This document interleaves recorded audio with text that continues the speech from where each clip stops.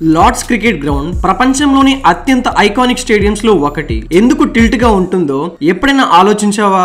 ఈ ఊహించని ట్విస్ట్ వెనక ఉన్న సీక్రెట్ ని తెలుసుకుందాం. క్రికెట్ పుట్టిన చోటు, కానీ చాలా మంది ఫ్యాన్స్ కి తెలియని విషయం ఏమిటి అంటే లార్డ్స్ పర్ఫెక్ట్ గా ఫ్లాట్ గా ఉండదు. అది ఒక టిల్ట్ ని కలిగి ఉంటుంది.